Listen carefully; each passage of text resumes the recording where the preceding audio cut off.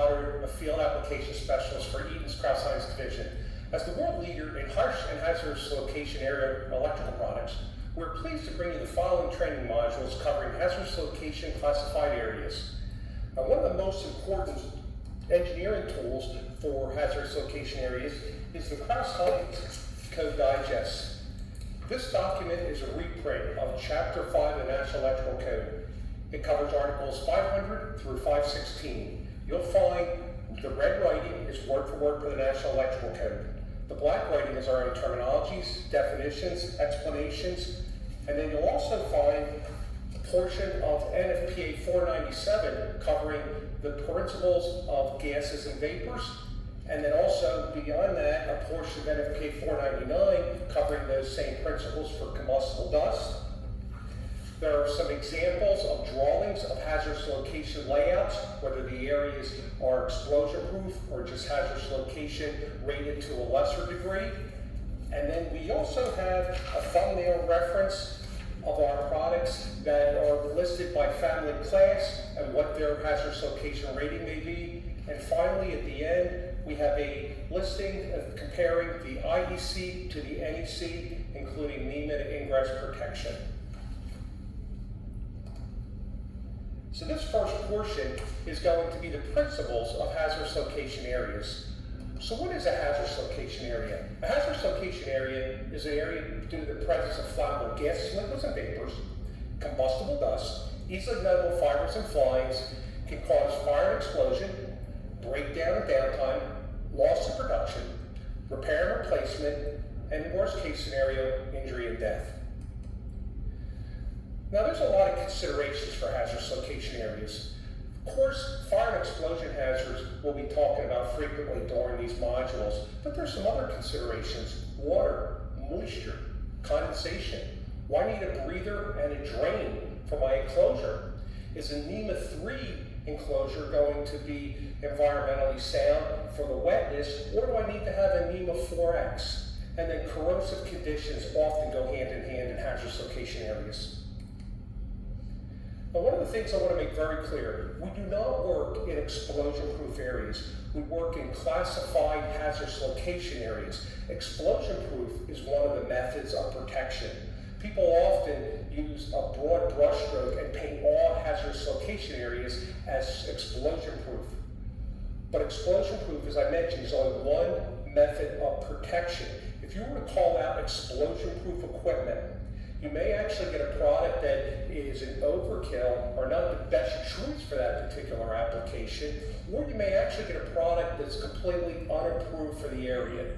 So again, we work in classified hazardous areas, and explosion-proof is one of the methods of protection. Those protection techniques, the methods of protection include explosion-proof apparatus, dust ignition-proof equipment for those areas that we are working with combustible dust, factory sealing, purging, intrinsically safe, oil immersion, gas detection systems, hermetically sealed, amongst others. Now, to be able to have an explosion, we need to have the elements of the combustion triangle. We need to have our fuel or our substance, we need to have oxygen, and we need to have an ignition source. They also need to be in proper proportion for there to be an explosion. For combustible dust, we also add dispersion and confinement. So in addition to the substance, the oxygen, and the ignition source, we need to have the dispersion. The dust must be in suspension, and it needs to be in confinement. It needs to be in an ignitable concentration. Source of ignition, things we're used to dealing with every single day in our electrical lives. Switches, motor starters, circuit breakers, anything with contacts that make and break that can cause an arc or a spark and ignite the gas or ignite the dust. But there's some other sources of ignition we don't always think about. Sparking metals, heat. Temperatures can often be an ignition source if we don't pay attention to the auto ignition temperature or the lighter dust temperature that can ignite those particular substances, and then static electricity. During the winter, when we get out of our motor vehicle, we close the door at the gas station and we get an electrical discharge on the door, static electricity bite. If that were to happen at the pump, we can have an explosion and ignite that particular area. Now, I mentioned with the combustion triangle, we need to have the elements in a proper proportion. What we're really referring to is the percentages of gas to air. These are known as the lower explosive limits or the lower flammable limits, and the upper flammable limits, or also the upper explosive limits. If a percentage of gas to air were to fall below the lower flammable limit, the mixture would be too lean to be able to have an explosion. If it fell to the upper side of the upper flammable limit, it would be too rich to be able to have an explosion. And anywhere in between the lower flammable limit and the upper flammable limit would be a volatile mixture. Now, the closer you get to the lower flammable limit, or the closer you get to the upper flammable limit, it's more difficult to ignite the gases. It takes more energy to ignite those particular gases when you're at the extreme ends of those limits. The closer you are to the center, it's going to be easier to ignite those gases, and it's also going to be a more explosive mixture. It's going to be a more forceful explosion when it ignites.